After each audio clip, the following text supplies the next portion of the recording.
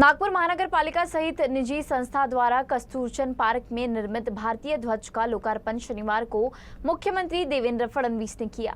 नागरिकों में देशभक्ति और राष्ट्रवाद की भावनाओं को मजबूत करने के उद्देश्य से नरेंद्र मोदी के नेतृत्व में केंद्र सरकार हर वर्ष हर घर तिरंगा अभियान चलाती है।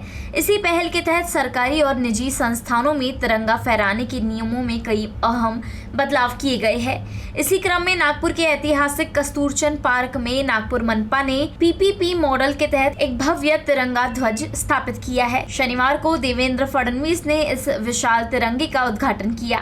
इस अवसर पर मुख्यमंत्री ने कहा कि दुनिया के कई देशों में सार्वजनिक स्थानों पर उनके राष्ट्रीय ध्वज लहराते हुए दिखाई देते हैं, जिसे देखकर अलग ही गर्व और सम्मान का अनुभव होता है।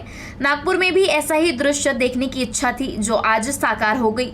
उन्होंने कहा कि इस तिरंगे को लहराते देख लोगों में देश प्रेम, स्वाभिमान और उत्साह की भावना और मजबूत होगी।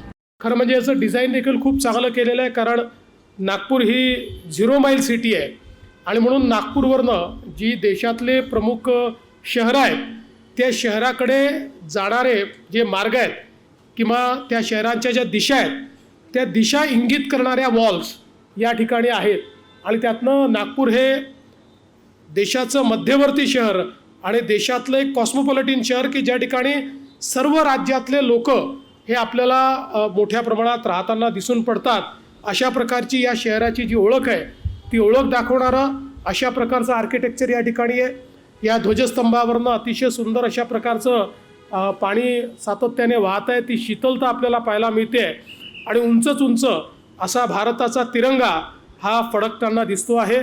त्यामुळे निश्चितपणे माझा देखील ऊर स्वाभिमानाने आणि अभिमानाने हा झेंडा पाहिल्यानंतर या ठिकाणी भरून आलेला आहे।